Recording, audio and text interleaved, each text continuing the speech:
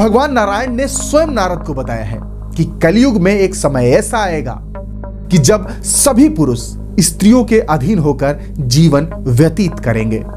हर घर में पत्नी ही पति पर राज करेगी। पतियों को डांट डपट सुनना पड़ेगा। पुरुषों की हालत नौकरों के समान हो जाएगी। कलयुग के 5000 साल बाद गंगा नदी सूख जाएंगी। नमस्कार दोस्तों, आपका बहुत बहुत स्वागत है स्टोरी जंक्शन पर। मैं दीपक सिंह हाजिर हूं एक नई जानकारी के साथ। दोस्तों, कलयुग को लेकर तमाम तरह की बातें होती रहती हैं।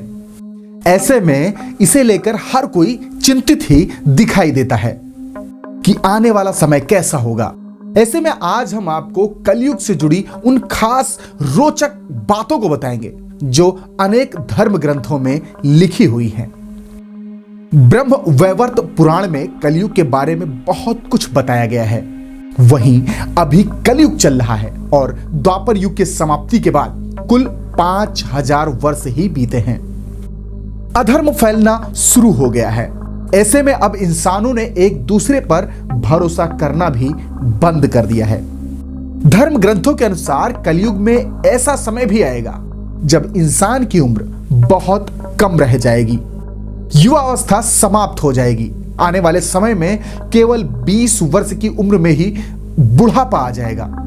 ग्रंथों में इस सृष्टि के आरंभ से अंत तक के काल को 4 युगों यानी सतयुग, त्रेता युग, द्वापर युग और कलयुग में बांटा गया है। कलयुग के अंत समय को लेकर अनेक धर्म ग्रंथों में कई रोचक बातें लिखी हैं। आइए जानते हैं इस युग से जुड़ी कुछ ऐसी ही बातों को। ज्योतिष ग्रंथ सूर्य सिद्धांत में बताया गया है कि कलयुग 4,32,000 वर्ष तक रहेगा। कलयुग में 16 वर्ष की आयु में ही लोगों के बाल तक पक जाएंगे और 20 वर्ष की आयु में ही वो वृद्ध हो जाएगा। युवा अवस्था समाप्त हो जाएगी और यह बात सच भी प्रतीत होती है, क्योंकि प्राचीन काल में इंसानों की औसत आयु 100 वर्ष रहती थी और उस काल में 100 वर्ष से कहीं अधिक जीने वाले लोग भी हुआ करते थे। लेकिन आज के समय में इंसानों की औसत आयु बहुत कम हो गई है, यानी सिर्फ 60 वर्ष ही हो गई है। भविष्य में भी इंसानों की औसत उम्र में कमी आने की लगातार संभावनाएं बनी हैं, क्योंकि प्राकृतिक वातावरण लगातार बिगड़ रहा है और हमारी दिनचर्या असंतुलित हो गई है। अगर पुराने समय की बात करें तो पुराने समय में लंबी उम्र के बाद ही बाल सफेद होते थे, लेकिन आज के समय में युवा अवस्था में ही स्त्री और पुरुष दोनों के ही बाल सफेद हो जाते हैं। जवानी के दिनों में बुढ़ापे के रोग से होने लगते हैं। भगवान नारायण ने स्वयं नारद को बताया है कि कलयुग में एक समय ऐसा आएगा कि जब सभी पुरुष स्त्रियों के अधीन होकर जीवन व्यतीत करेंगे। हर घर में पत्नी ही पति पर राज करेगी। पतियों को डांट डपट सुनना पड़ेगा। पुरुषों की हालत नौकरों के समान हो जाएगी। कलयुग के 5000 साल बाद गंगा नदी सूख जाएंगी और पुनः वैकुंठ धाम वापस चली जाएंगी। जब कलयुग के 10,000 वर्ष हो जाएंगे तब सभी देवी देवता पृथ्वी छोड़कर अपने धाम लौट जाएंगे। इंसान पूजन, कर्म, व्रत, उपवास और सभी धार्मिक काम करना लगभग बंद कर देंगे। एक समय ऐसा आएगा जब जमीन से अन्न उपजना बंद हो जाएगा और पेड़ों पर फल भी नहीं लगेगा। धीरे धीरे ये सारी चीजें विलुप्त हो जाएंगी और गाय अपना दूध देना भी बंद कर देगी।